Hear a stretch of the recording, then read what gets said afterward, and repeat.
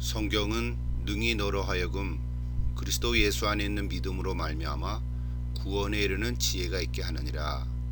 모든 성경은 하나님의 감동으로 된 것으로 교훈과 책망과 바르게 함과 의로 교육하기에 유익하니 이는 하나님의 사람으로 온전하게 하며 모든 선한 일을 행할 능력을 갖추게 하려 함이라. 디모데후서 3장 15절에서 17절 말씀입니다. 9월 28일 월요일 오늘 강의를 시작합니다. 오늘 강의의 주제는 성경에 관한 이야기입니다.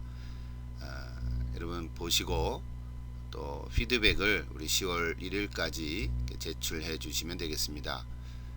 피드백을 그냥 하지 마시고 우리 강의를 들으면서 제가 한 5군데 정도를 이 부분에 대해서 여러분의 의견을 또 생각을 피드백으로 제출해 달라고 적어 놨습니다.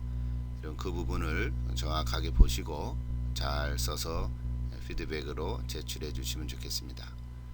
그리고 다음 주 강의의 주제는 우리 기독교 신학 4장 3일체 하나님에 대한 부분인데 이 부분은 2주에 걸쳐서 강의를 하게 됩니다. 그래서 10월 4일까지 요약하지 않아도 되고요. 10월 11일까지 요약해서 제출해 주시면 되겠습니다. 10월 4일 날까지 해도 좋고요. 11일까지는 꼭 해 주셔야 될 것입니다. 자, 오늘 주제 강의의 기독교 신학 개론의 그 소 제목들입니다. 4가지인데요. 여러분 보시고 또 잘 그 강의의 흐름을 이렇게 전체적으로 가질 수 있으면 좋겠습니다. 또 모든 사람을 위한 신학은 넉 장으로 되어 있는데 이것도 보시면서 서로 연관돼서 오늘 강의를 잘 이렇게 숙지하시고 또 이해해 가시면 좋겠습니다. 자, 오늘 강의 주제 전체 흐름을 이렇게 짧게 요약해 놨습니다. 자, 먼저 첫째는 성경이란 무엇인가? 성경은 무엇인지 모르는 분은 여러분 거의 없겠죠. 자, 성경이 무엇일까? 근데 신학적으로 혹은 조직 신학적으로 표현한다면 뭐라고 할 수 있을까? 자, 우리 조직 신학 개론 시간이니까 그냥 성경이 뭔가 이런 얘기를 한번 잘 생각해서 여러분 자신의 말로 자꾸 표현해 보시면 좋을 것 같습니다. 자, 두 번째 주제는 성경의 권위에 대한 얘기인데 이게 좀 커다란 부분이죠. 성경의 정경성에 대한 얘기라든지 또 그건 타당한가 그렇지 않은가 그 이유는 뭘까?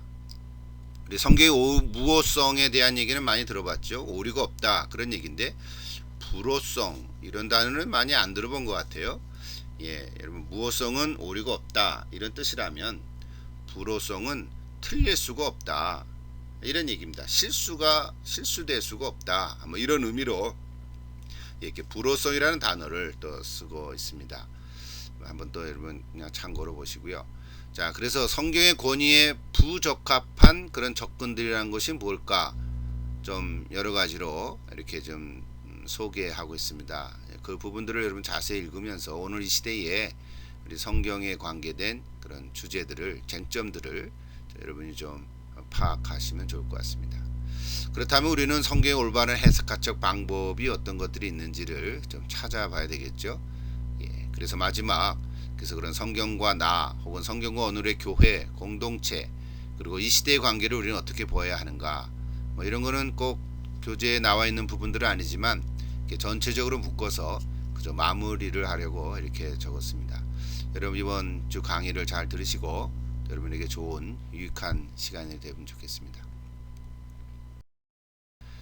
자, 첫째 주제를 가볼까요? 성경이란 무엇인가? 자, 문자적인 의미로 보면 영어로는 바이블, 헬란말로 하면 비블로스 이렇게 쓰지요. 자, 비블로스라는 말은 그냥 책이라는 뜻입니다. 그러니까 book, 예, 책입니다. 그리고 또 하나 그라페라고 하는 단어를 쓰는데, 자, 이 그라페라고 하는 단어는 뭐랄까요? 그냥 여기 뭐죠? 스프롤이 이렇게 소개한 이야기인데 그냥 문서다 이런 표현을 썼습니다. 문서다. 그러니까 문서라는 뜻인데 이거를 유대 나라 그러니까 히브리 민족에게는 그냥 구약 성경을 가리키는 거죠. 그러니까 신약 성경은 없고 뭐 그런 의미라고 또 소개를 하고 있습니다. 자, 성경 자체의 뭐 문자적인 의미는 우리가 그냥 상식으로 알고 있는 건데 우리 가운데 우리 한국말로는 성경이라고 말하면 보수적이고 성서라고 말하면 좀 리버럴하다 뭐 이런 생각을 갖는 분도 전에 가끔 봤습니다. 그러나 사실은 성경이라는 말이나 성서라는 말은 사실은 서로 바꾸어 쓸 수 있는 말들이지요. 뭐 이거 가지고 서로 의견이 대립되는 그런 견해는 안 가지면 좋겠다 하는 이야기입니다. 자, 중요한 것은 자 이제 신학적인 의미를 같이 보면 좋겠습니다. 여러분 밀리어리 책을 한번 펴시겠어요? 자, 95페이지를 한번 펴보십시오. 자, 95페이지 맨 위에 보면 이 밀리어리가 이렇게 성경을 정의했습니다. 성경은 이스라엘의 역사 속에서 드러나고 예수 그리스도 안에서 최고도로 나타난 하나님의 자유롭게 하시며 화해시키는 활동에 대한 독특하고 대체할 수 없는 증언이다. 그래서 말들이 좀 안 들어오죠. 성경이 뭐냐? 하나님 말씀이다. 이러면 끝나는 일인데, 자 우리 신학적으로는 이렇게 좀 정의를 내렸어요.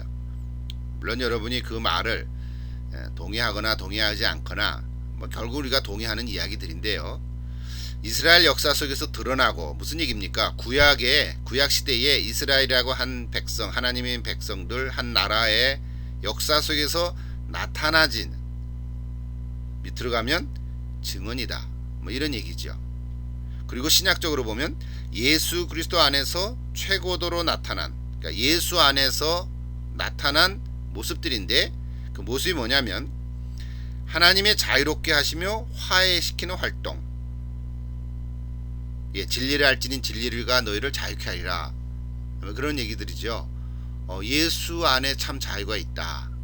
그러니까 성경이 그러니까 뭐냐? 성경은 우리 신약 성경 속에서 나타난 이야기들을 정의하려고 할 때 예수를 만나면 참 자유를 느낀다. 뭐 이런 얘기를 하고 또 하나는 화해를 시킨다. 예, 관계가 멀어지고 또 관계가 서로 단절되고 또 죄와 또 그렇지 않은 또 이런 사람들 사이에 그런 모든 관계들을 화해시키는 그런 일들, 활동들, 그것에 대해서 참 독특하고 대체할 수 없는, 다시 말하면 유일한, 어느 것 다른 거하고 비교할 수 없는 그런 증언이다. 그 얘기를 또 살붙여서 제가 또 말해도 그게 그 얘기지요. 예. 그러니까 하여튼 여러분 자신의 말로 한번 생각을 해보십시오. 자, 신학적인 의미로 얘기를 했던, 제가 이 파워포인트에 그 글을 안 썼습니다. 여러분 직접 찾아보십시오. 95페이지를 다 찾아보신 줄 아는데 다시 제가 한번 얘기할게요. 성경이란 이스라엘의 역사 속에서 드러나고 예수 그리스도 안에서 최고도로 나타난 하나님의 자유롭게 하시며 화해시키는 활동에 대한 독특하고 대체할 수 없는 증언이다. 그보다도 제가 던지고 싶은 질문은 이거예요. 왜 밀리오리가 이런 정의를 내렸을까? 여러분 그 이유가 뭘까요? 여러분 생각해 보십시오. 성경의 권위, 이제 앞으로 계속 얘기할 주제 중에 하나인데요. 자, 성경의 권위는 뭘까? 인간을 자유롭게 하는 데 있다. 이제 그것을 밀리오리가 굉장히 중요한 단어로 지금 생각하고 있다고 저는 그 책을 읽으면서 이렇게 정리를 했는데요. 성경을 읽고 그냥 지식을 쌓는 거라든지 어떤 무슨 인생의 교훈을 얻는 것도 참 중요한 것 중에 하나고요. 그러나 무엇보다도 구원을 얻게 하는 것에 있는데, 구원이라는 게 뭘까? 참 자유롭게 한다 하는 그런 표현들을 여러 번 언급을 했어요. 저 나름대로는 자, 밀리오리가 이런 신학적인 의미를, 그러니까 성경에 대한 신학적인 주제를 언급한 데 대해서 저는 참 시사하는 바가 많다 이렇게 생각을 하고 있는데요. 자, 여러분도 한번 다시 좀 읽어보시면 좋겠습니다. 성경적인 의미는 제가 앞서서 소개했던 디모데후서 3장 15절부터 17절인데요. 자, 이거를 얘기하려면 무슨 또 설교가 될 수도 있고요. 성경 공부가 될 수도 있겠는데 간략하게 요약하면 이런 것입니다. 성경의 제일 첫 번째 목적은 뭐냐? 여기 오늘 15절에 보면 성경은 능히 너로 하여금 그리스도 예수 안에 있는 믿음으로 말미암아 구원에 이르게 하는 지혜가 있게 하느니라 그랬어요. 그러므로 제 얘기는 뭐냐면 첫 번째는 성경을 통해선 구원에 이르는 지혜를 갖게 된다. 구원을 얻는 지혜를 얻지 못하면 성경을 아무리 몇 번 읽고 뭐 학위를 받고 책을 쓴다 하더라도 구원에 대한 확신을 갖지 못한다면 성경을 바로 읽지 못한 거다. 뭐 그런 얘기예요. 두 번째 주제는 뭐냐면 구원을 얻은 사람들에게 16절 네 가지 유익을 준다는 거죠.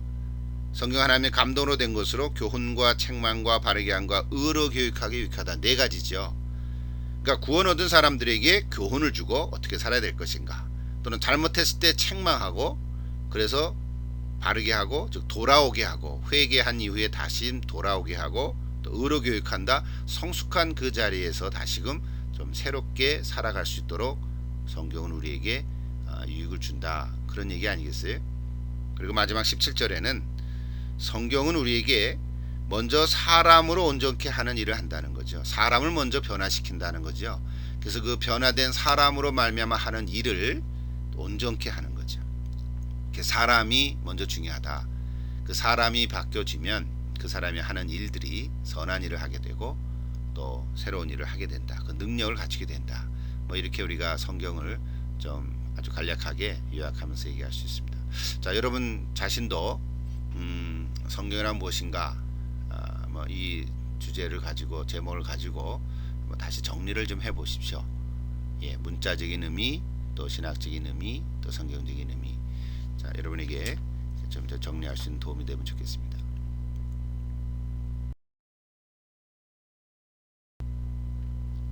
자, 그래서 성경이란 무엇인가라는 주제와 연결된 또 다른 하나가 있는데요. 영감이라는 단어입니다. 아까 우리 디모데후서 3장에서도 얘기했지만 성경은 하나님의 감동으로 되어졌다. 영감, 인스피레이션이죠.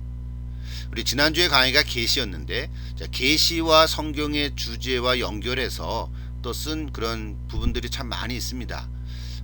우리가 주교재로 쓰지는 않았지만 밀라드 에릭슨이라는 분의 조지신학 개론의 책을 보면, 이거는 좀 더 한 10년 된 책이지만 아주 클래식 같이 또 처음으로 우리 조지신학 공부하신 분들에게는 또 한 권 구입해서 읽어가시면 쉽게 쭉 이렇게 정리되어 있는 책이니까 여러분도 한번 보십시오. 거기 78페이지 보면 이렇게 되어 있습니다. 성경의 영감이란 성령께서 성경 저자들에게 초자연적인 영향을 미쳐서 그들의 글이 정확한 계시의 기록이 되게 하시거나 혹은 그들이 쓴 것들에 실제로 하나님의 말씀이 되게 하는 결과를 낳게 하셨다는 것을 의미한다. 이렇게 썼어요. 자, 결국은 뭡니까? 사람들이 썼지만 성령님께서 감동을 주므로 하나님의 말씀이 되게 하셨다. 뭐 그런 얘기 아니겠습니까? 나중에 또 언급이 되겠지만 성경이 하나님의 말씀이냐, 사람의 말이냐, 사람의 글이냐, 그 관계에 대해서 우리가 한번 좀 생각을 해봐야 되겠죠. 또 하나 소개하면 여러분이 갖고 있는 책 그 스프롤 모든 사람을 위한 신학 38페이지에 가보시면 재미난 표현을 썼어요. 자, 워필드라고 하는 그 신학자가 한 말을 제가 인용했는데요. 모든 성경이 하나님의 감동으로 되었다는 말은 들숨이 아니라 날숨에 의해서 기록됐다. 자, 이거 재미나지 않아요? 우리가 영감이라는 표현을 영어로 하면 inspiration, 영감, 들숨 이렇게 됐는데 그게 아니라 날숨이다. 날숨은 expiration, 그러니까 숨을 들이마시고 내쉬잖아요. 이걸 호흡이라고 하는데요. 들이마시는 호가 아니라 흡이 아니라 호, 내쉰다 그런 얘기죠. 날숨이다. 그래서 이거를 그 스프롤이 성령의 사역이다. 뭐 이런 표현으로 인용하면서 썼습니다. 자, 여러분 어떻게 생각하세요? 재미난 표현인데요.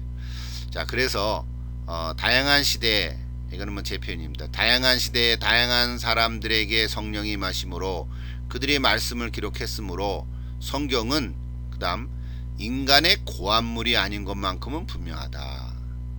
당연하잖아요. 여러분 다 신학 공부를 지금 하고 있는 사람은 인간이 고안했다.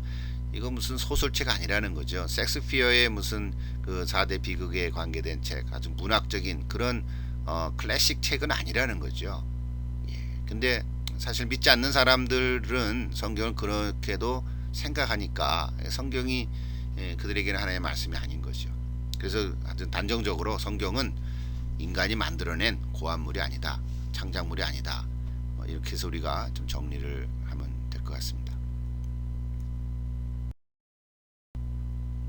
그래서 한 페이지 더 있네요. 자, 성경은 하나님의 말씀입니까? 사람의 말입니까? 자, 당연히 하나님의 말씀이라고 답하지요. 예. 그러면 성경은 한 사람의 말은 아닌가요? 그렇게 물으면 그것도 아니죠. 성경은 사람이 썼지 않습니까? 여러분 잘 아는 창세기부터 요한계시록까지 구약의 39권과 신약의 27권이 사실 하늘에서 뚝 떨어진 것이 아니라 그 시대에 살았던 사람들이 그 시대의 언어로 그 시대의 문화와 시대와 역사 속에서 그들의 언어로 기록한 거 아니겠습니까? 그러면 사람의 말인 것이 분명한데 우리는 그것을 하나님의 말씀이다 이렇게 말한단 말이죠. 자, 그래서 여러분 한번 피드백에 답해 보세요. 어떻게 사람의 말을 하나님 말씀이라고 우리가는 하고 있는가? 자, 여러분 어떻게 생각하세요? 뭐라고 답변하시겠어요? 또 질문 하나 더 드립니다. 정말 성경이 하나님 말씀이라면 이건 제 질문이죠. 왜 많은 사람들은 성경을 하나님 말씀으로 인정하지 않고 있는가? 믿음이 없어서요? 또 그렇다면 어떤 사람은 성경을 신뢰하지도 않는가? 심지어 그리스도인조차도 성경을 날마다 읽지도 않고 삶의 가치관으로 삼지 않고 있는가? 뭐 읽기는 읽잖아요. 그러나 성경이 정말 내 영의 양식인가? 내 삶의 가치관이 된가? 내 생각을 다스리시고 내 인격을 이렇게 변화시키고 내 어떤 라이프 스타일을 새롭게 하는 그런 살아있는 말씀인가? 뭐 이렇게 좀 던지는 거죠. 우리 비유로 말해서 성경을 뭐라고 말합니까? 영의 양식이라고 하지 않습니까? 그러면 마치 우리 육신을 위해서는 음식을 먹는 것처럼 성경을 위해서 우리 영을 위해서는 왜 말씀을 먹지 않는가? 뭐 이런 질문을 던집니다. 오늘 시간이 너무 없어서요. 제가 클래스에서 강의를 한다면은 이 부분은 꼭 강의를 한 번씩은 하고 하는데 말에 대한 신학적인 원리가 있습니다. 이게 하나님의 창조 세계에 있어서의 말인데 오늘 이 온라인 강의에서는 좀 충분할 것 같아요. 나중에 또 기회가 되면 한번 이 부분에 대해서 이거만 1시간 이상 하는 어떤 특강 같은 주제인데요.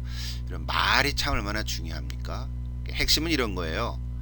하나님이 우리 육신을 우리 사람을 만드실 때 흙으로 사람을 지으시고 그 안에 생기를 불어서 생명이 됐다. 우리 창세기 기록 아니겠습니까?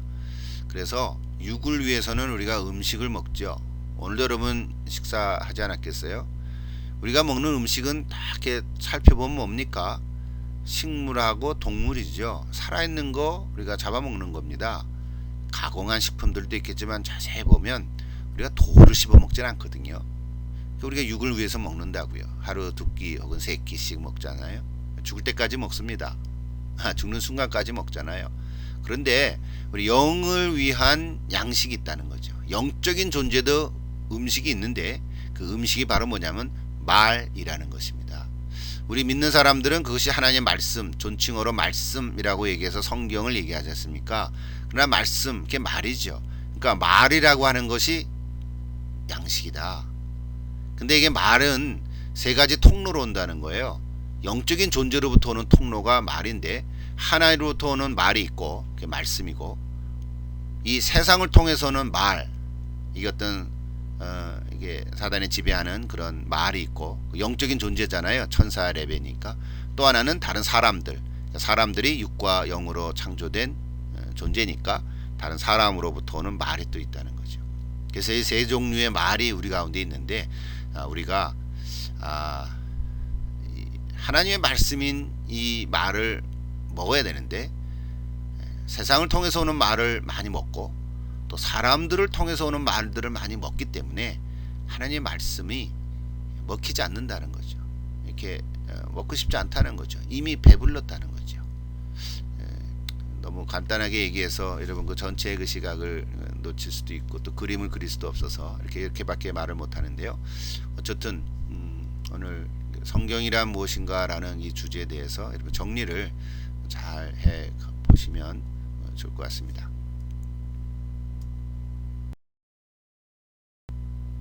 자, 두 번째 주제, 성경의 권위에 대한 얘기죠. 자, 성경의 권위에 관한 문제는 성경령이 다루어야 할 근본 문제 중에 하나인데요. 여러분이 책 그 밀리오리 책 95페이지부터 98페이지를 참고로 하시면 잘 기록되어 있습니다. 자, 성경의 권위를 가진다는 것은 무슨 의미인가? 자, 두 가지 그냥 전체적인 질문 던졌는데요. 성경의 권위는 맹신을 강요하는 힘인가? 아니면 하나님을 향한 자유롭고 즐거운 신뢰로 초청하는 권위적인 힘인가?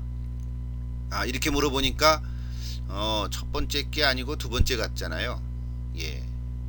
그런데 어떤 사람들은 첫 번째 걸로 생각하는 경우도 있다는 거죠. 지금 두 번째, 성경의 권위는 지성을 희생하고서라도 무조건 받아들여야 하는 자의적인 자료인가? 아니면 예수 그리스도 안에 있는 하나님의 자유롭게 하시는 은혜를 선포하는 것과 불가분리적인 관계를 갖고 있는가? 자, 이것도 이렇게 문장을 읽어보니까 두 번째 거잖아요. 그렇지 않습니까? 그런데 첫 번째 거로 이야기하는 분들도 있다. 뭐 이런 얘기를 지금 하려고 하는 거죠. 그래서 성경적인 증언은 하나님의 궁극적인 권위와 자신을 동일시하려는 모든 권위에 대하여 가차없는 비판을 가하고 있다. 예. 뭔 얘기인지 이해되시죠? 자, 예수님도 그러셨고 사도 바울이나 마틴 루터, 잔 칼빈 등 종교 개혁자들도 다 그렇게 했는데, 그래서 요약을 하면요 97페이지에 이렇게 썼어요. 성경의 권위에 대한 종교 개혁자들의 견해는 그리스도 안에서의 새로운 삶과 자유에 대한 선포와 긴밀하게 연관되어 있다. 여러분 교회사를 공부하신 분들은 이제 중세와 근세로 넘어가는, 다시 말하면 종교 개혁의 그 시대적인 16세기죠. 그때 보면 마틴 루터가 그런 얘기 그거 했잖아요. 성경을 통해서 오직 성경으로, 오직 성서로. 예. 그것이 하여튼 뭐 종교개혁의 캐치프레이즈가 되지 않았습니까? 예. 그러니까 뭐 그런 얘기를 지어서 다 할 수는 없는데, 하여튼 로마 캐톨릭의 그 중세, 특히 중세의 로마 캐톨릭은 성경을 라틴어만 봤기 때문에 일반 사람들에게는 안 줬죠. 그래서 루터가 개혁하면서 제일 먼저 했던 작업 중에 하나가 뭐냐면 그 쉬운 독일 말로 이렇게 번역을 해서 많은 사람들에게 읽혀드리게 했다는 거죠. 예, 그래서 저는 성경의 권위를 이제 그 교회의 전통보다 정말 더 우위에 둔 이제 그런 얘기들을 우리 개신교 입장에서는 이제 갖게 되는 거죠. 자, 계속 가보시죠. 그래서 밀리오리가 성경 권위에 대해서 이제 여러분 책을 좀 펴십시오. 98페이지부터 나오는데 네 가지의 그 부적합한 조건들을 소개하고 있습니다. 자, 이게 무슨 얘기냐면 성경을 대해서 우리가 얘기를 하고는 있는데 성경은 이렇다 해서 어떤 자기 견해나 주장을 하는 사람들인데 이 네 가지가 다 바람직하지 않다, 지금 그런 얘기를 하는 거죠. 자, 바람직하지 않다 하는 그 부정적인 부적합한 조건들인데, 자, 이게 단어로 썼으니까 여러분 먼저 이해를 하고 그 다음엔 좀 그 포인트를 가지면 좋겠어요. 첫째는 뭐라고 표현하냐면 성경 문자주의, 문자주의적인 견해, 또 역사적인 자료, 역사적인 것이다. 성경은 역사적인 그 자료에서 쓰여진 것이다, 그런 얘기죠. 또 하나는 종교적인 고전이고 고전적인 문학 작품이다, 뭐 이런 얘기고요. 네 번째는 개인적인 경건서로만, 내 개인적인 어떤 영성을 위해서만 성경을 이렇게 이용하는 사람, 이제 그런 것이 다 뭐예요? 부적합하다, 지금 그런 얘기들입니다. 좀 자세히 좀 살펴보십시오. 여러분 책을 좀 펴십시오. 자, 성경 문자주의적인 견해에 의한 접근. 자, 핵심이 뭐냐면 이런 거죠. 성경은 그 성경의 말씀이 하나님 말씀과 직접적으로 동일하다 하는 점을 이야기하고 있어요. 뭐 맞죠? 그런데 성경 저자들은 그렇다면 수동적인 비서처럼 그렇게 썼냐 이거죠. 자, 성령님께서 우리 뭐 모세라든지 다윗이라든지 솔로몬이라든지요, 뭐 에스라, 느헤미야, 많은 우리 구약의 예언자들, 그리고 신약에 나와서 뭐 마태, 마가, 누가, 요한, 또 특별히 사도 바울, 뭐 이런 이 제자들, 사도들로 인해서 성경이 기록되어졌는데, 그렇다면 그 저자들에게 성령님께서 감동으로 기록을 하게 한 것인데, 그러면 그 저자들은 가만히 책상에 앉아가지고 말이죠, 가만히 눈 감으니까 그 글이 글줄줄줄 이렇게 나왔는가, 뭐 이런 얘기를 지금 하는 거죠. 영감론에 의해서 그 문자 하나하나가 하나도 틀릴 수 없는 이제 그런 거냐, 성경 문자주의적인 견해에 대해서 지금 비판하고 있는 거죠. 자, 그래서 성경 문자주의 견해의 문제점이 뭐냐 하면, 자, 영감설, 영감된 그런 상태로 하나님의 말씀을 직접적으로는 접근할 수 없고, 그리고 하나님의 말씀은 성경의 증언과 교회 선포를 통해 오늘 지금 여기에서도 말씀하고 계시고, 또 앞으로 미래에서도 말씀하실 것을 이렇게 돼버리면 그게 없다는 거죠. 결여되어 있다는 거죠. 그래서 하나님의 말씀으로 한번 들으면 그걸로 끝이다, 뭐 이런 얘기를 지금 하고 있을 수밖에 없다는 거죠. 그리고 또 하나 문제점이 뭐냐면, 성경 무호성을 이렇게 요구하게 되지 않겠습니까? 한 1점이라도 이거 잘못된 게 아니다. 물론 예수님이 그런 표현을 쓴 거 있잖아요. 1점이라도 이렇게 잘못되지 않았다. 그거하고는 좀 관계가 먼 거죠, 사실은. 그래서 결과적으로 역사적으로 보면요, 로마 캐톨릭의 교황 무호설이 등장하게 되고 이렇게 제시되었다는 점이 여기 지금 뭐랄까요, 문제점으로 지금 제시를 하고 있는 것입니다.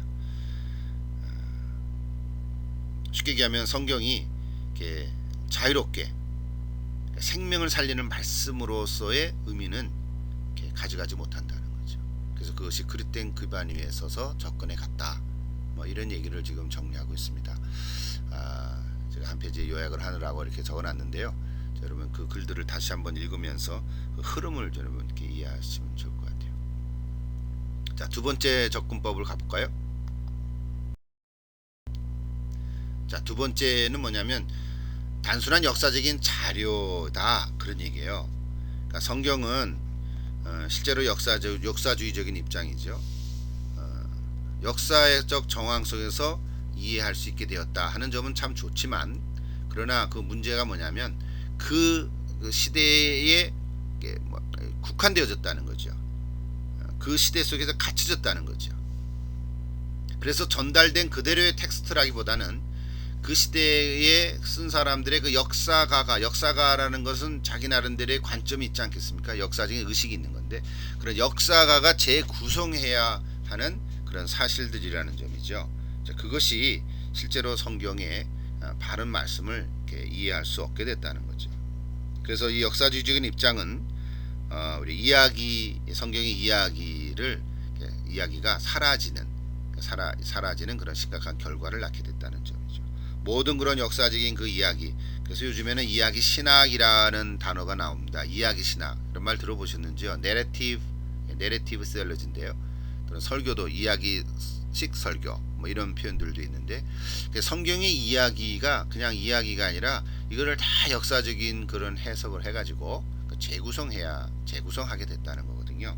근데 그것은 어떤 면에서 하나님의 말씀을 있는 그대로를 이렇게 전달해주지 못하는 그런 약점이 있다는 거죠. 그래서 결론은 뭐냐면요, 실제로 역사적인 자료에 의해서 정말 성경을 잘 이해하게 됐다는 것에서는 우리가 좋은 점이 있죠. 그렇잖아요. 우리 구약의 그 이스라엘 백성들의 그 시대적인 문화와 상황을 이해하고, 또 신약 시대의 우리 헬라 문화를 우리가 좀 알 수 있지 않겠습니까? 그런 데서 많은 도움을 줬지만, 해석자가 역사의 본질에 대해서 가진 그런 전제들을 본문에 적용함으로써만 성경의 의미를 파악할 수밖에 없겠다, 그런 한계를 가지게 됐다는 거지. 우리가 이 역사적인 접근 방법을 우리가 부정적으로 생각하는 이유입니다. 세 번째 접근이 있네요. 종교적 고전으로서 간주하는 접근.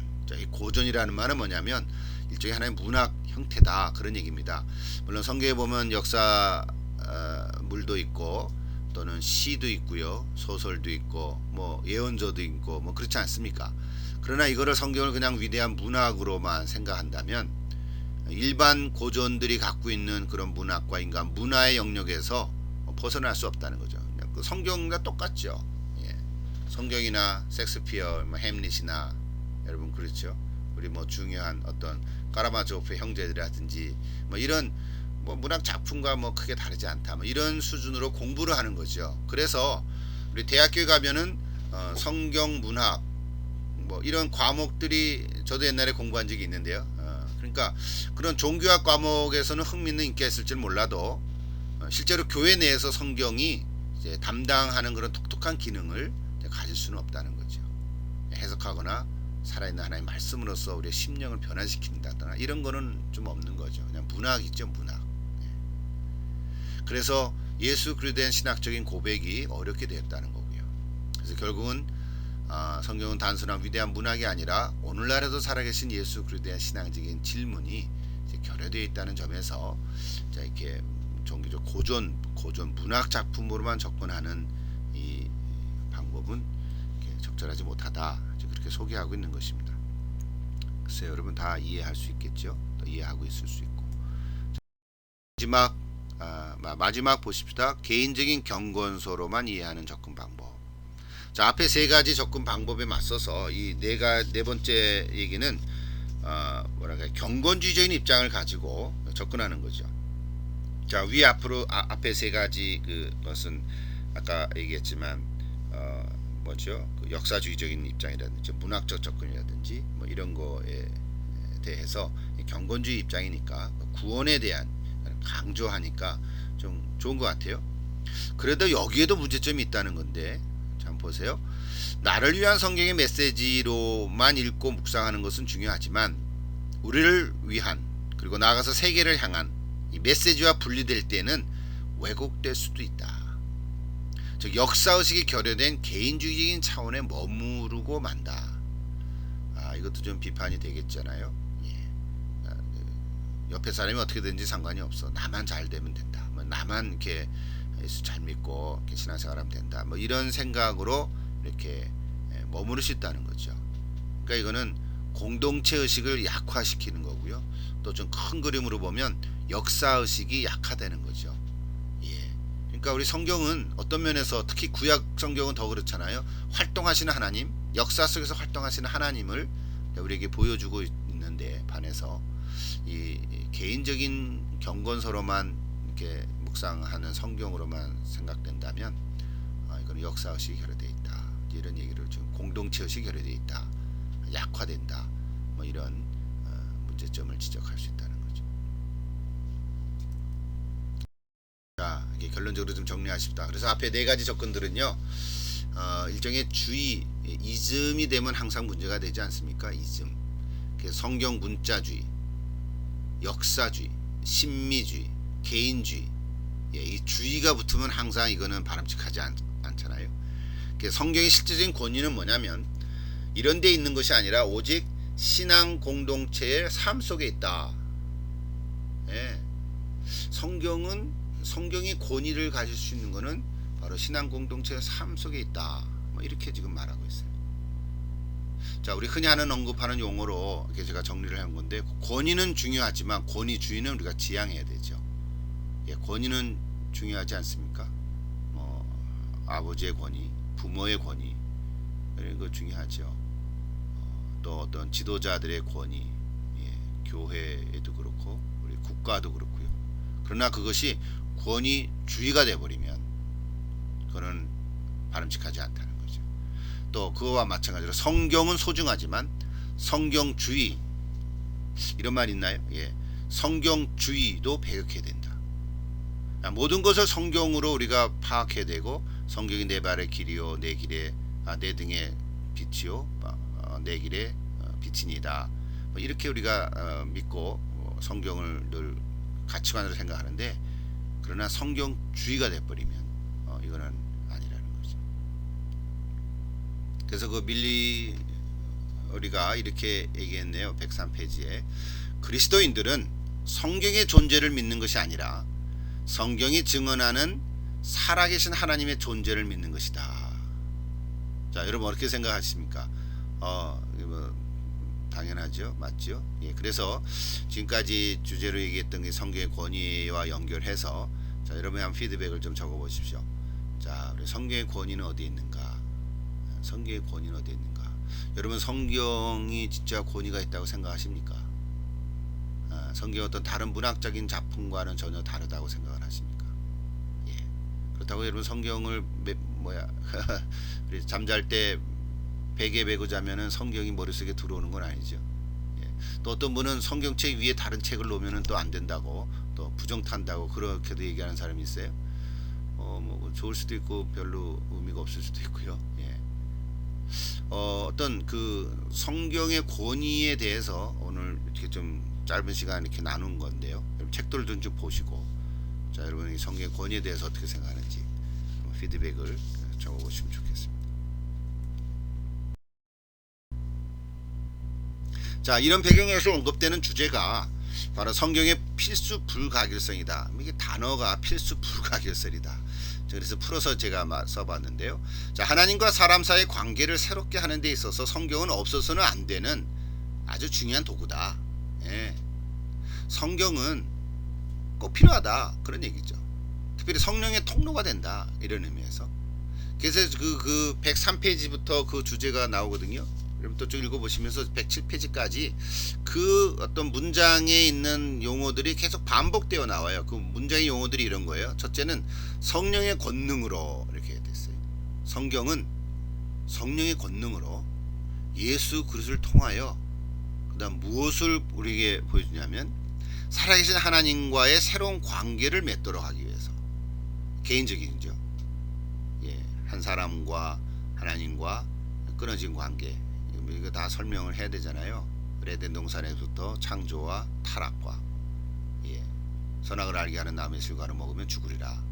그래서 관계가 끊어진 거잖아요. 그게 이제 죄악으로. 그래서 아담 이후에 모든 사람은 다 관계가 끊어진. 그래서 의인 없나니 하나도 없다. 뭐 이런 기본적인 얘기 아니겠어요. 그러니까 살아계신 하나님과 우리의 끊어진 관계를 새롭게 맺도록 하기 위해서 성경은 우리에게 필수적이라는 거죠. 어떤 다른 방법이 없다는 거죠. 이게 복음인데, 한 걸음 더 나아가서는 이웃과의 관계 속에서도 새로운 삶을 창조하기 위해서 성경은 꼭 필수적이다. 이게 무슨 윤리적인 도덕이 아니라는 거거든요. 윤리 도덕이 아니라 뭐 교육이 아니라 심리학이 아니라 이런 학문들이 다 우리에게 도움을 주고 우리 이해할 수는 있지만 근본적으로 성경이 꼭 필요한 이유는 이런 것에 있다. 이런 의미에서 성경의 권위고요. 자, 이런 의미에서 그다음 뭐라고 썼나요? 이런 의미에서, 예, 성경의 권위를 이렇게 정의할 수 있겠다고 했어요. 자, 그러니까 다시 보십시다. 여기 2-9페이지인데 성경은 그 자체로 권위를 가지는 것이 아니라 신앙 공동체, 즉 교회에서 그리스도가 계시될 때, 즉 그리스도가 이렇게 나타나질 때, 그리스도가 지금 여기 계신 게 아니잖아요. 예수님이 이제는 인간의 모습으로 우리 교회 안에 뭐 한 의자에 앉아 계신 게 아니잖아요. 그럼에도 불구하고 이렇게 표현하는 거예요. 우리 교회에서 예수 그리스도가 드러날 때 누굴 통해서일까요? 사람들을 통해서 하나님과의 관계를 새롭게 하고 또 창조해 갈 때, 예, 그럴 때 성경이 권위를 가지고 있다.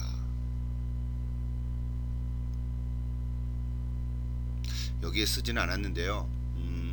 저는 이제 목회라는 목사 아닙니까? 아마 여러분 가운데도 목회하는 분도 계시고 선교사님들 계시고 또 처음으로 이제 신학을 하는 분도 계시고 또 앞으로 하실 분도 계시겠는데, 이런 얘기예요.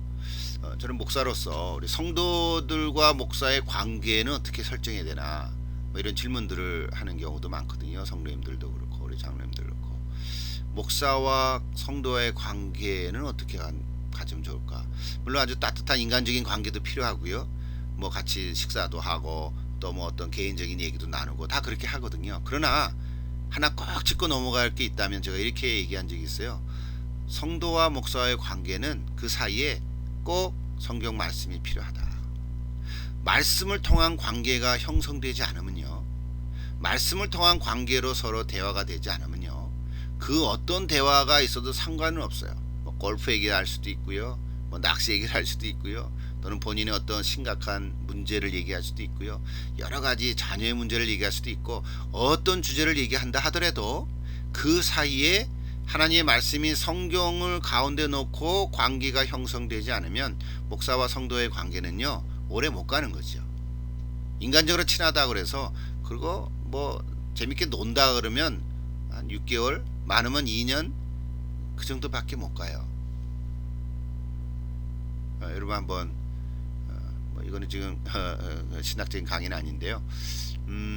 그래도 우리 목회 현장에서 또 여러분 실제로 신앙생활 하는 가운데서 목사, 꼭 목사라고 했지만 어떤 지도자와 우리 또 다른 성도와, 뭐 성도와 성도와의 관계도 저는 마찬가지라고 얘기할 수 있죠. 교회 안에서 성도와 성도와의 관계 속에서 그 관계를 잘 유지하고 아름답게 하기 위해서는 성경을 통한, 즉 말씀을 통한 관계가 형성되어야 된다는 거죠. 그래야 오래 가는 거죠. 그것을 여기 신학적인 표현을 하면 이것이 성경은 증언이다, 이런 표현을 쓰고 있습니다. 그렇다면 성경 무엇을 증언하고 있을까요? 자, 그 다음 페이지 가보십니다. 자, 성경은 증언이다 라고 표현할 때 이런 것들을 증언하고 있다는 거예요. 자, 첫째는 성경은 하나님의 은혜를 증언하고, 은혜를 증언하죠. 내가 참 어려운 그런 사업을 하고 있었는데 참 기도하는 가운데 또 우리 주변의 구역 성도들이 기도해줘서 하나님의 은혜를 베풀어 주셔서 잘 해결이 됐습니다. 또는 내가 병에 걸렸는데 병이 낫습니다. 또 거꾸로 낫지 않았습니다. 내 병이 낫지 않았는데도 불구하고 내가 주님을 더 가까이 가게 됐습니다. 이럴 수도 있잖아요. 내가 어떤 계획한 일이 이루어지지 않았습니다. 근데 그걸 통해서 하나님이 또 새로운 길을 열어주셨습니다. 자, 이것이 다 뭐냐면 은혜잖아요. 하나님의 은혜로 된 것이라. 나의 나되면 하나님의 은혜로 된 것이라. 그래서 하나님의 은혜를 증언한다는 거예요.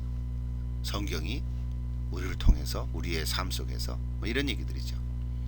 또 성경은 십자가에 달리신 예수 그리스도를 증언하고요. 성경은 그리스도의 재림을 증언하고, 하나님 자신이 가난한 자가 되었음을 증언하고, 하나님은 가난하고 억눌린 자들과 함께 하셨음을 증언하고, 아마 그 가난한 자들에게만 함께 하시는 건 아니죠. 근데 강조하면서 이런 표현을 쓴 거예요. 또 성경은 세상을 변혁시키는 하나님의 활동을 증언하고, 국가와 교회와의 관계, 그것도 커다란 주제 중에 하나죠. 혹시 여러분 논문 하나 쓴다면 국가와 교회, 이거는 교회 역사적으로 2000년의 역사에 계속해서 흘러오는 주제입니다. 그러니까 교회는 세상을 변화시키는 관계잖아요.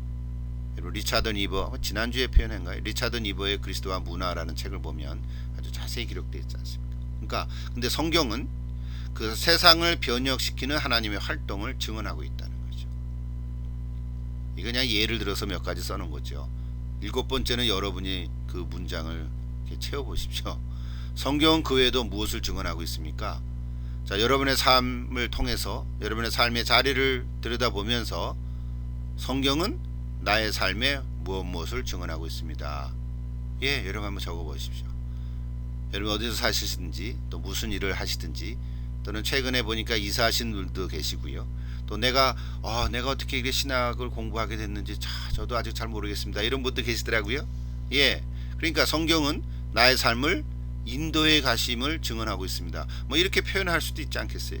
자, 여러분 자신의 그런 삶을 들여다보면서 여러분 한 가지 이상을 피드백으로 적어 보십시오. 자, 여러분 피드백이 세 번째 항목들이에요. 자, 마지막 주제로 갑니다.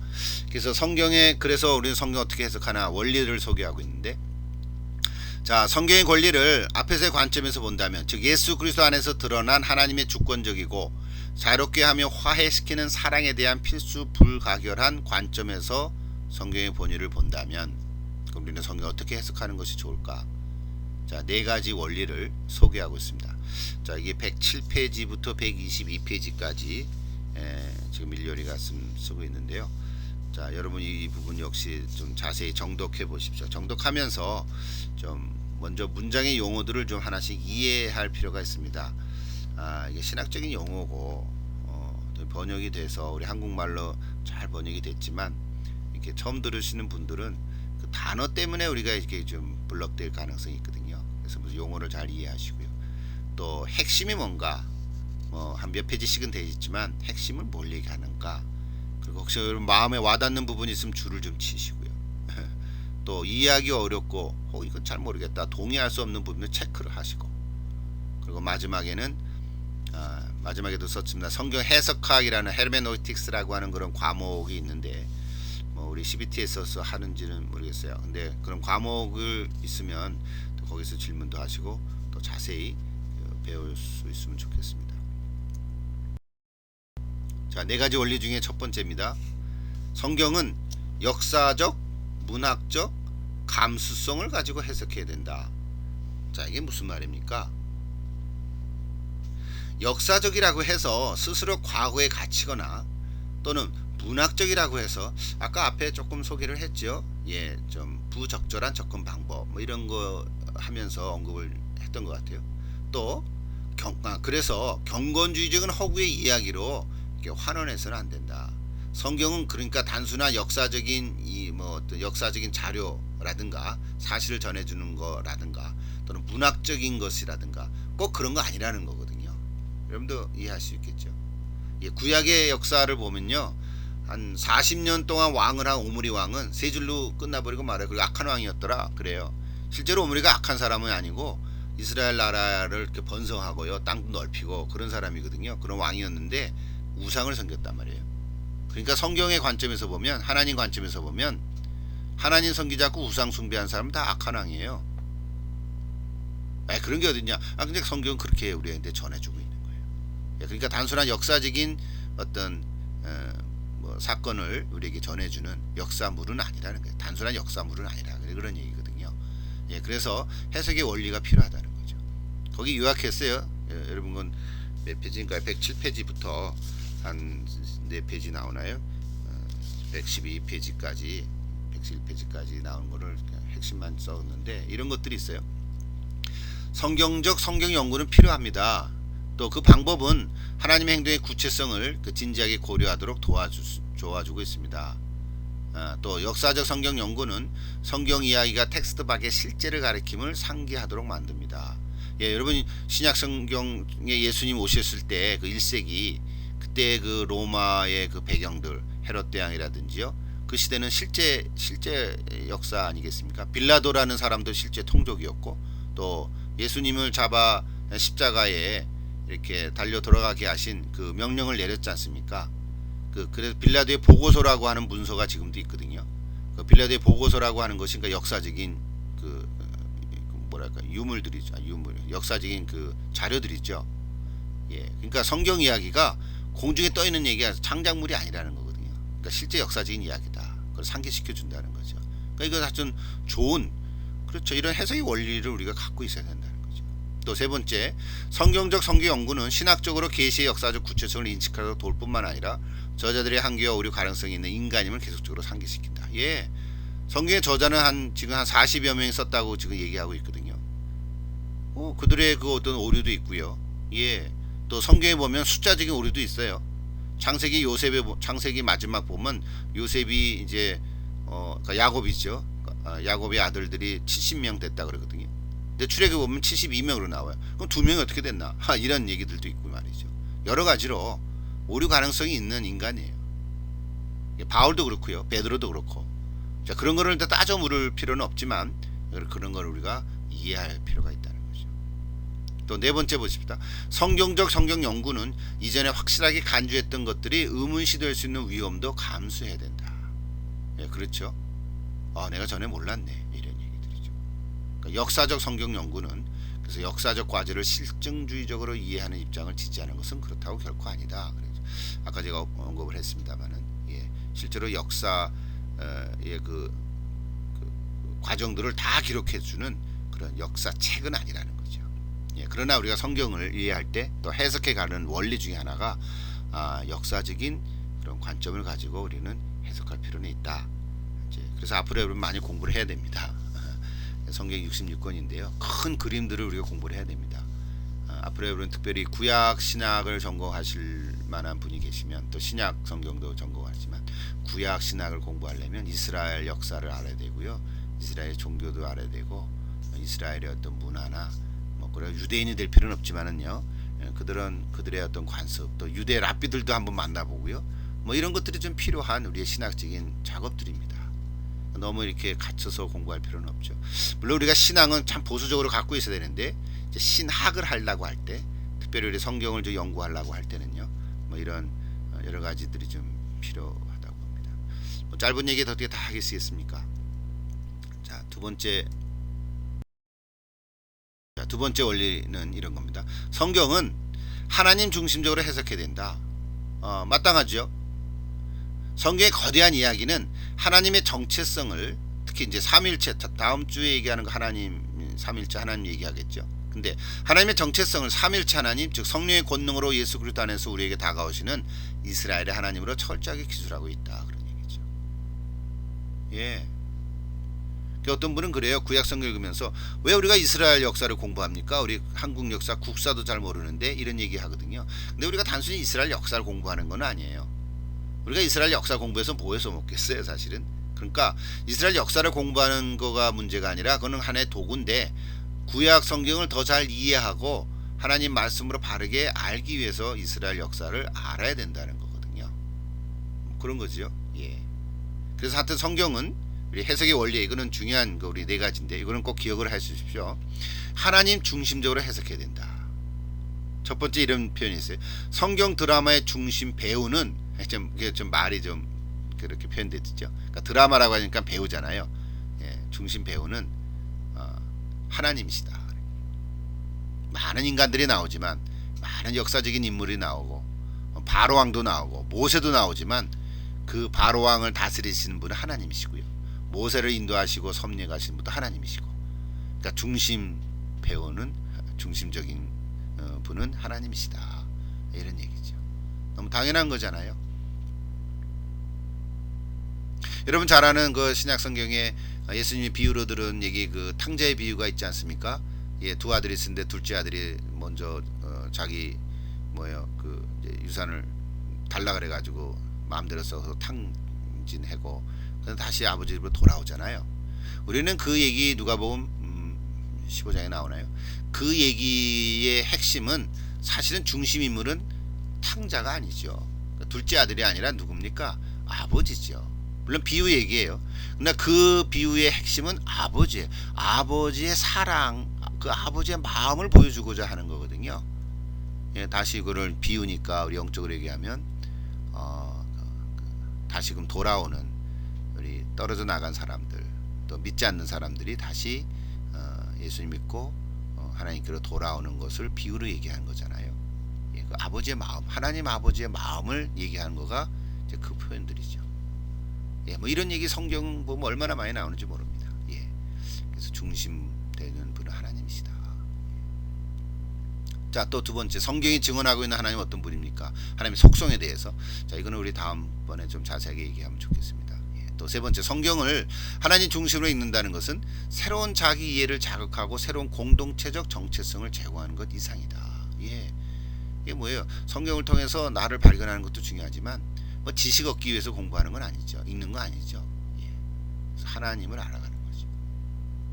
또 네 번째, 성경을 하나님 중심으로 읽는다는 것은 그리스도 중심적이다. 그러니까 하나님 중심적이라고 하는 표현도 우리 신약적으로 그리스도 중심적이다. 사실은 구약이나 신약이나 다 누구를 지칭하고 있습니까? 구약은 오실 예수님, 오실 메시아죠. 또 신약은 오신 메시아, 그분이 바로 예수 그리스도다. 우리가 이렇게 얘기하지 않습니까? 예, 그러므로 모든 증언은 그리스도에게로 수렴되기 때문이다. 그렇다고 그리스도 이론적은 아니다. 삼위일체 하나님의 활동을 증언하고 있다. 예. 어떤 분은 삼위일체를 잘못 이해하는 분도 계세요. 지금은 성령의 시대다, 그런 얘기인데 뭐 그 틀린 말 아니죠. 그렇다고 하나님은 구약에만 있고 33년 동안 예수님 계시고 지금은 성령 교회 시대다, 이렇게 나눠서 얘기하면 그건 삼위일체를 잘못 오해하는 거죠. 예. 그래서 하나님 중심적이라는 말은 이제 그런 뜻은 아니다, 이거 이해하면 되겠죠. 마지막 다섯 번째, 성경을 삼위일체적으로 일관되게 해석하는 작업은 하나님에 대한 우리의 이해를 변형시킬 뿐만 아니라 인간 자신의 문화적 정치적 기회에 하나님을 이용하고자 했던 방식에도 도전한다.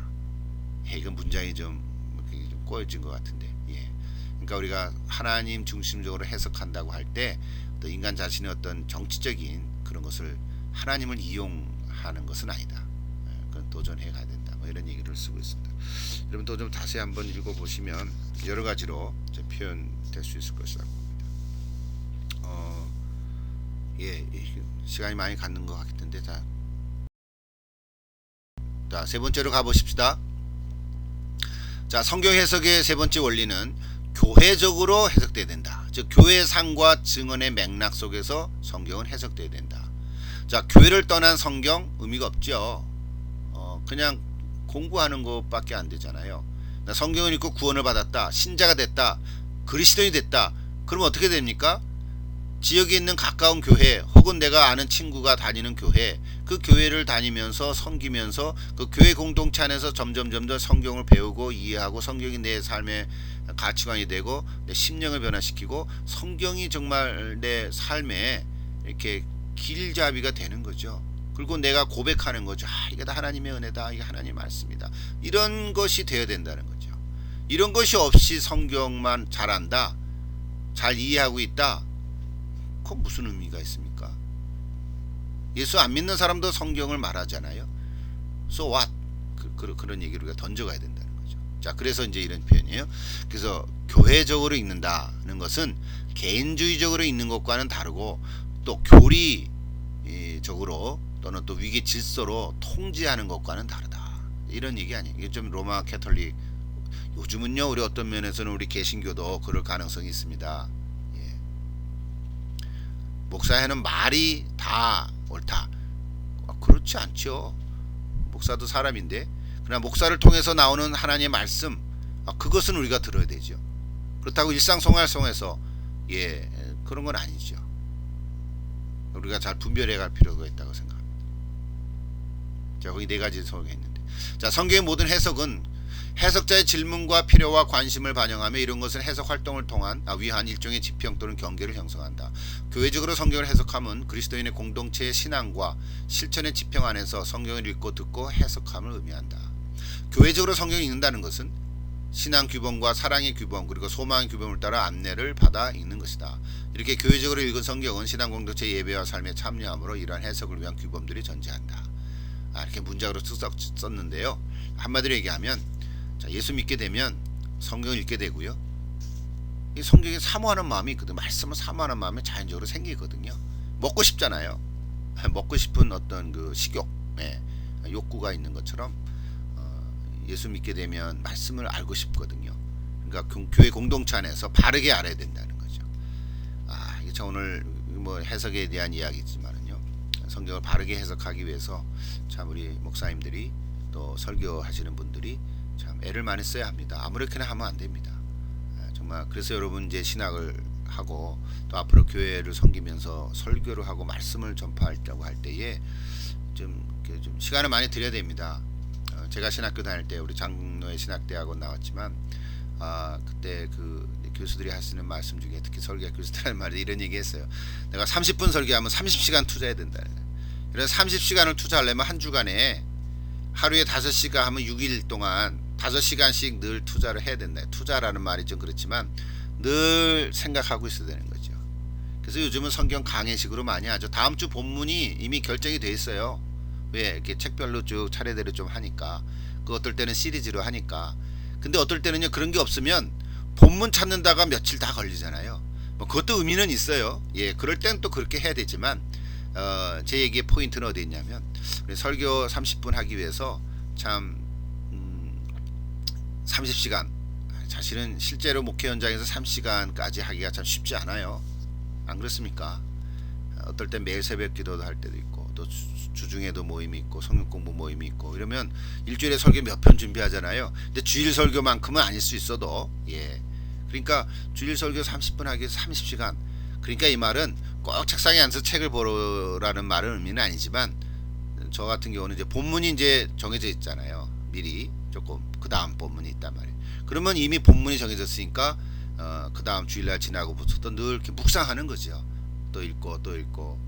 그래서 이제 메모도 해놓고 또 생각하고 뭐 이런 시간들을 보내는 게 필요하다는 거죠. 그래서 성경은요, 교회적으로 교회의 삶과 증언의 맥락 속에서 해석되어야 된다. 이거 참 중요한 해석의 원리 중에 하나입니다. 여러분도 많이 애를 써보시면 좋겠습니다. 마지막 원리 하나, 컨텍스트와 관련하여 해석해야 된다. 컨텍스트는 상황이라 그랬죠. 그러나 컨텍스트는 개인의 역사나 우리가 직접적으로 속한 장소의 역사로 한정되어서는 안 된다. 컨텍스트라 해가지고 꼭 여기에만 얘기되는 그런 건 아닐 수도 있다. 이제 그런 얘기를 하는 거죠. 좀 폭넓게 얘기하는 겁니다.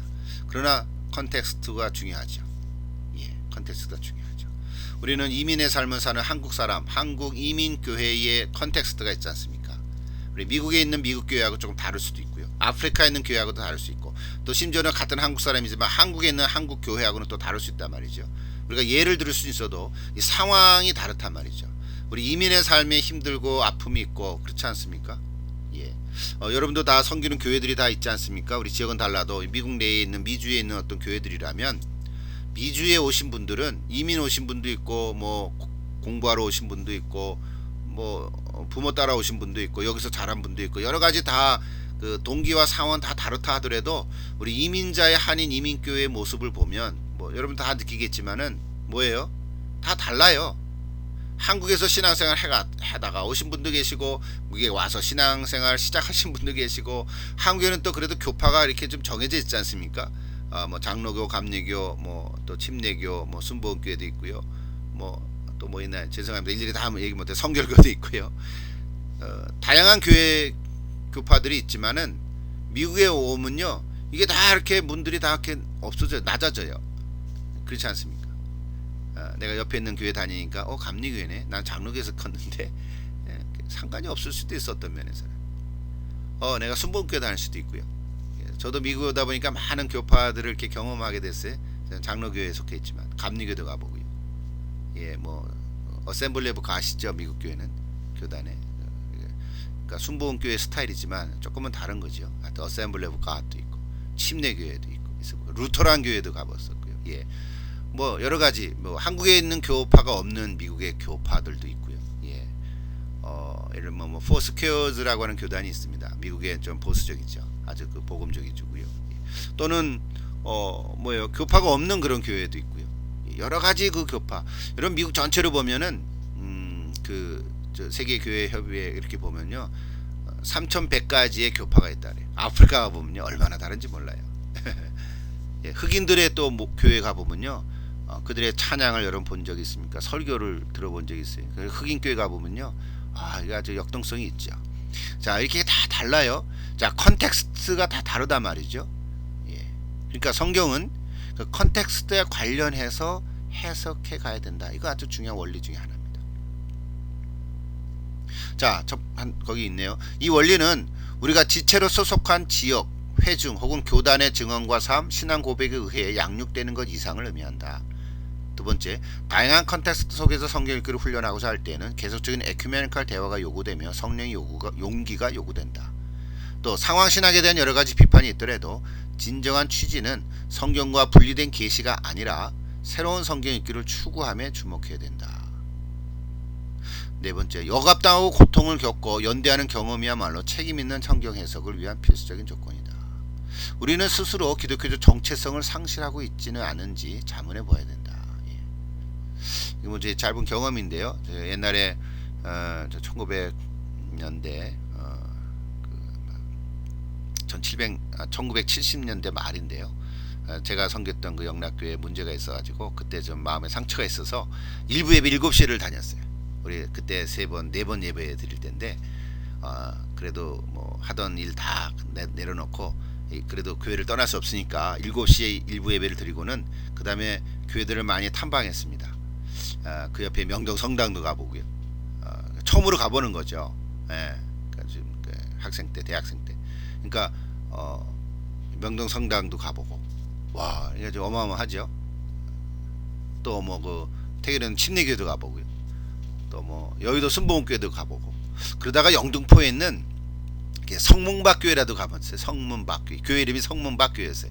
그때 당시에 뭐였냐면 그 정말 가난한 사들이, 노동자들이 10만 원도 받지 못하는 그런 어떤 노동자들이 모는 교회였어요. 인원이 많지 않았어요. 몇십 명밖에 안 되는데 그때 거기를 참여하면서 한 네다섯 명이 기타로 그 예배 드릴 때 그 중에 그 성가대가 없으니까 이렇게 특선을 한 거죠. 그 얼마나 눈물이 나는지요. 그래서 거기는 한 달 이상 이렇게 다닌 것 같아요. 다니면서 같이 헌금도 하고 또 그들과 얘기도 나누고. 그래서 그때 당시에 감리교도 가보고요. 많은 교파들을 경험하게 됐어요. 저한테는 참 좋은 어떤 그 경험들이 됐죠. 여러분도 사실은 내가 어떤 한 교파에 그렇게 정해져 있지 말고요. 내가 어떤 한 곳을 택할 필요는 있지만 다른 교파 뭐 2단이면 안 되죠. 예, 2단은 우리가 안 되지만 2단이 아닌 정상적인 어떤 우리의 그 교파라고 한다면 우리가 그걸 잘 이해하고요. 넓은 마음 가질 필요는 있어요. 예, 뭐 얘가 좀 길어졌는데 어쨌든 우리 성경 해석의 원리들을 지금 이야기를 하고 있습니다. 자, 네 가지를 이렇게 요약을 했는데요. 자, 이 주제는요, 해석학, 헤르메노이틱스라 그러는데요. 이 성서신학의 주제 중에 하나인데요. 커다란 영역에 속합니다. 우리 여기는 조지신학이니까 그냥 요약만 한 건데, 이런 자신이 좀 관심을 가지고 이런 책들을 좀 읽으면 준비하면 좋겠습니다. 매크로스 책 보니까 신학이란 무엇인가 좀 여러분 안 갖고 있지만 좀 구해 보십시오. 구해서 읽으면 좋겠는데 309에서 320페이지에 성경 해석 여러 가지 방법들을 소개하고 있어요. 오늘 여기 맥로리하고 맥로리가 밀요리가 소개한 그 네 가지 해석의 원리들과 또 매크로스가 얘기한 그 여러 가지 방법들을 잘 오버랩해서 보면 더 좋은 도움이 될 것 같습니다. 자, 어쨌든 여러분에게 피드백 네 번째 토픽은 자, 네 가지 성경 해석의 원리에 대해서 여러분 자신의 어떤 입장을 또 어떤 느낀 점을 이거 참 좋다. 이 네 가지를 내가 다 몰랐는데 이거 참 다 이용하면 좋겠다. 또는 이 중에서 내가 이 부분은 더 마음에 든다. 또 공부하고 싶다. 뭐 이런 여러분 자신의 어떤 피드백을 이렇게 좀 적어서 이렇게 제출하시기를 바랍니다.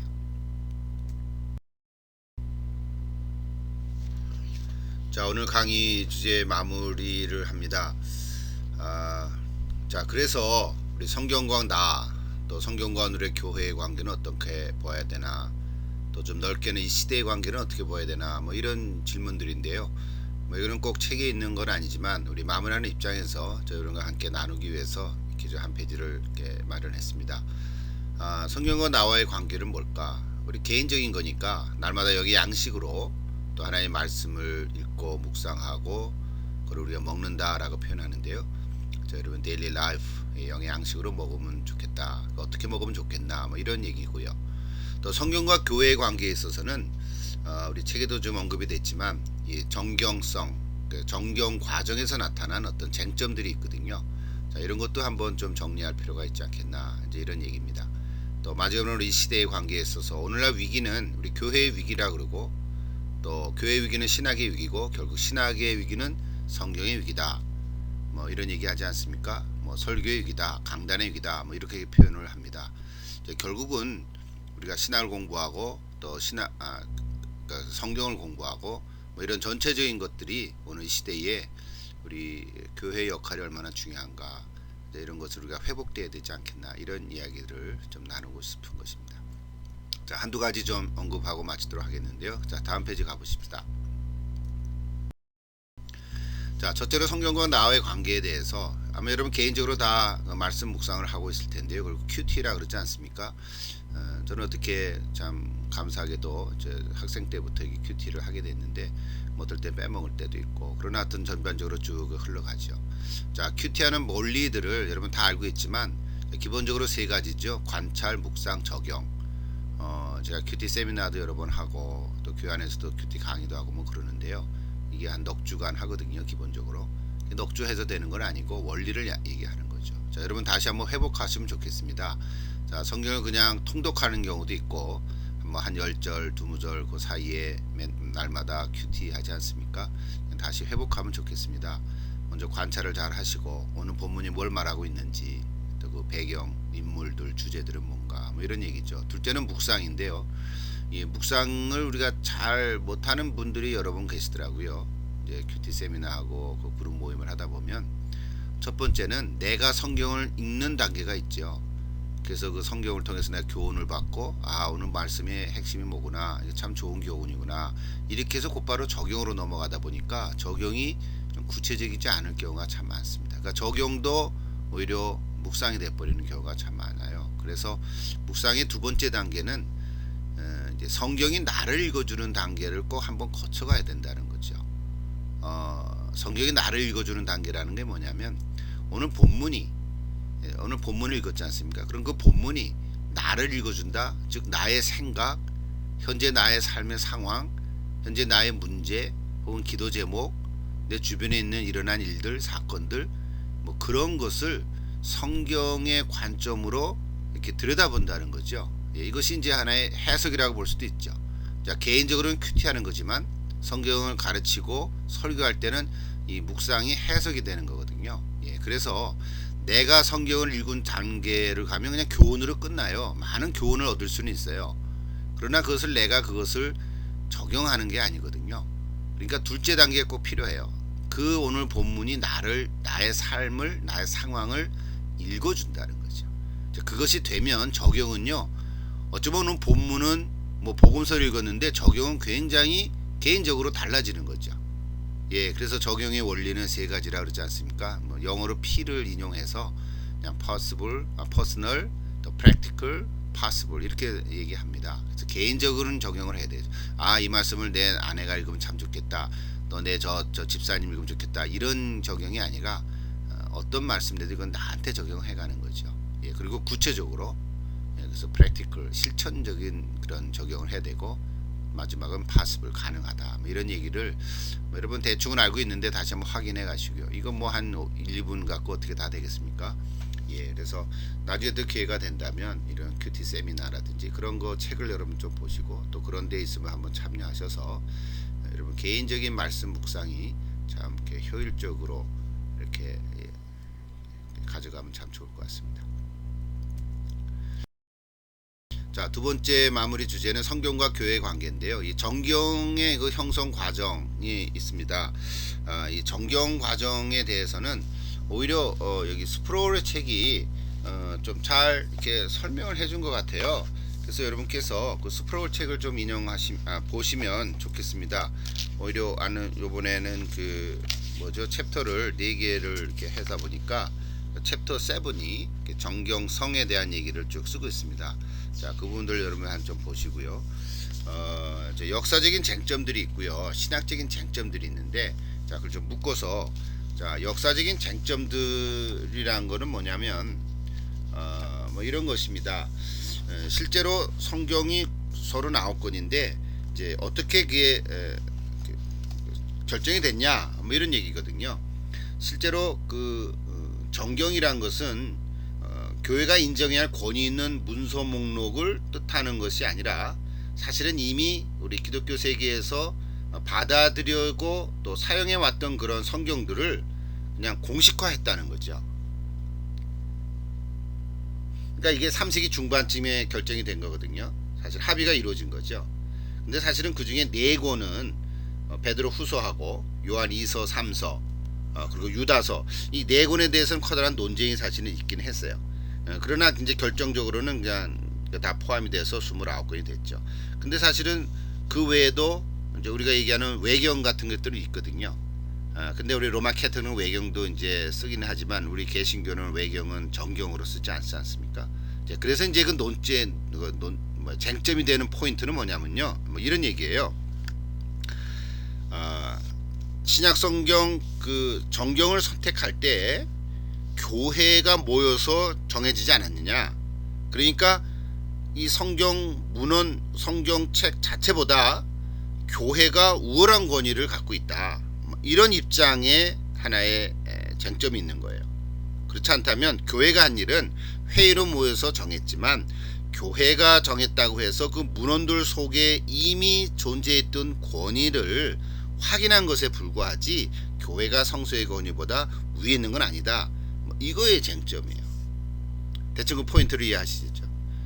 그래서 여기 이제 신학적인 쟁점들이 뭐냐면, 첫 번째, 교회가 성서보다 권위가 더 있다. 성서 위에 권위가 있다. 이렇게 주장하는 입장이 로마 캐톨릭이죠. 그래서 걔네들은 성소보다도 교회의 전통이 중요하다. 그래서 이제 위에 있다라고는 안 하면서 성소와 동일한 권위를 교회가 갖고 있다, 이렇게 얘기를 하는 거죠.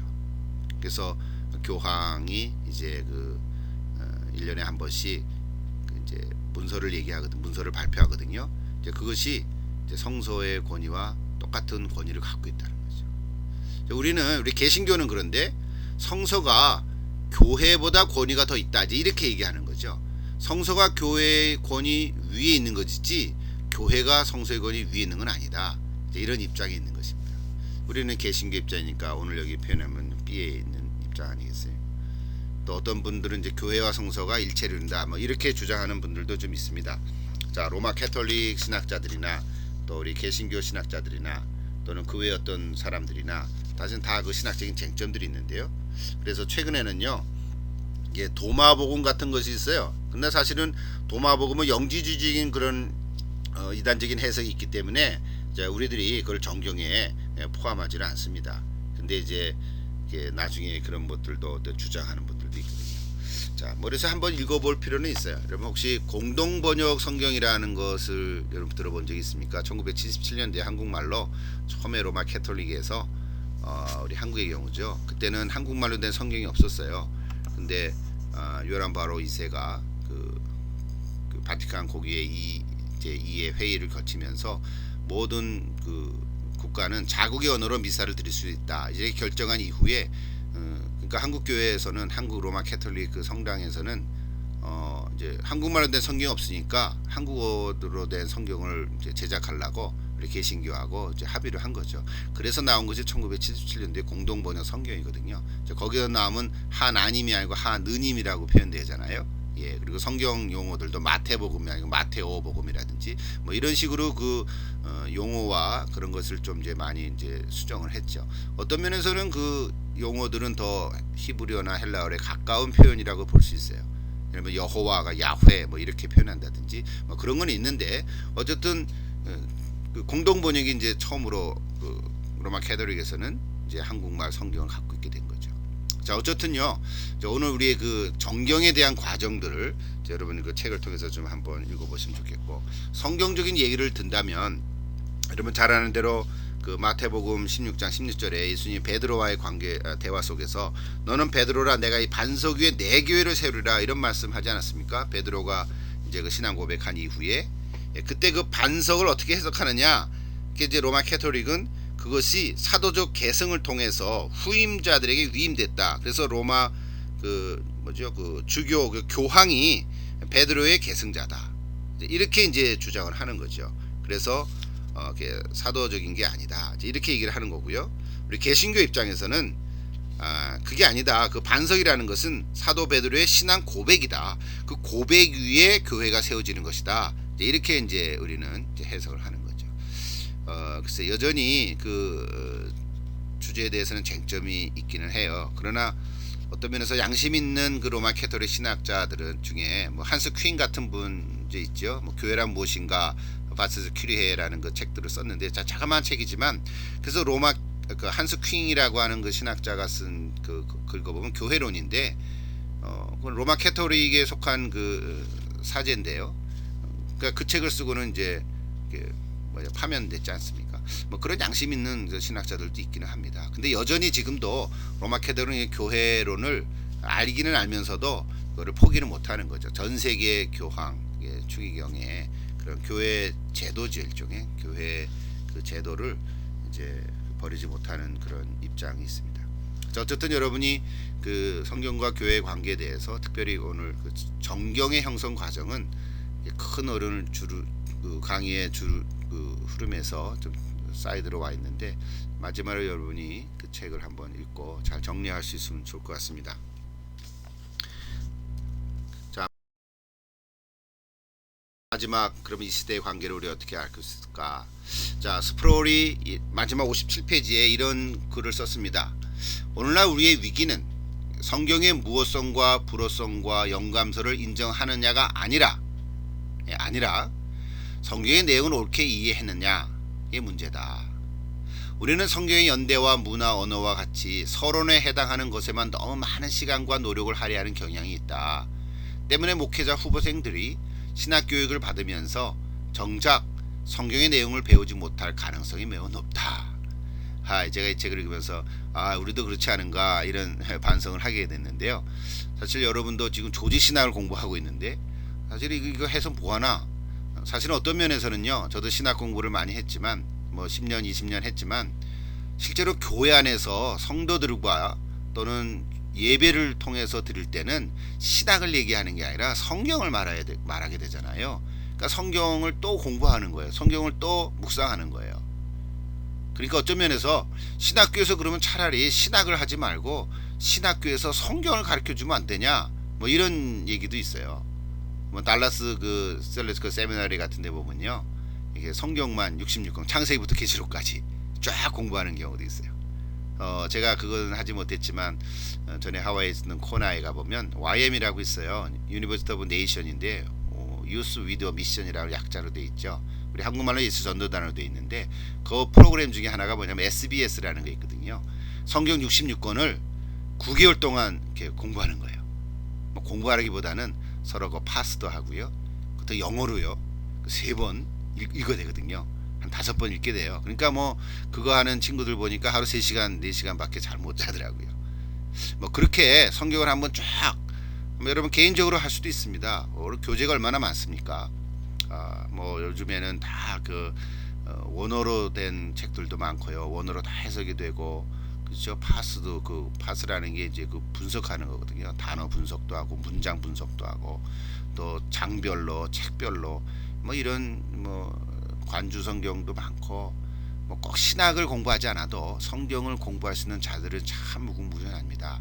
그래서 오늘 성경이라는 주제를 마무리하면서 제가 다 강의할 수도 없고 또 강의할 그 여유가 없지만은 여러분 개인적으로 이렇게 우리 조지 신학의 성경론을 마무리하지만 여러분 개인적으로는요, 정말 창세기부터 계시록까지 또는 뭉태기로 묶어서 또 성경 전체 숲을 보시고 또 나무를 보는 그런 과정들을 끊임없이 앞으로 해가시면 참 좋겠습니다. 이거는 꼭 신학을 공부하는 것과 떠나서 여러분이 앞으로 리더가 되고 또 말씀을 나누고 이 시대의 말씀의 사역자로 하나님이 부르심을 받았다면 그런 개인적으로 또 성경을 잘 이해하고 공부하고 또 시간을 많이 이렇게 들여서 또 묵상하고 또 기도하는 가운데 이런 말씀에 좀 이렇게 좋은 전달자가 되면 좋겠습니다. 사역자가 되시면 좋겠습니다. 그래서 마지막 피드백 5번째는 그 주제를 가지고 여러분 한 말씀씩 쓰면 좋겠습니다. 자, 여러분 할 일이 무엇이라고 생각하는지요? 또 무엇을 배우고 싶고 또 우리 무엇을 배우고 앞으로 어떻게 하고 싶은지 여러분 한번 여러분 자신의 또 다짐과 계획을 한번 적어보시면 좋겠습니다. 자, 오늘 좀 시간이 넘어간 것 같은데요. 우리 성경의 주제 강의를 오늘 마치겠습니다. 자, 여러분 안녕히 계십시오.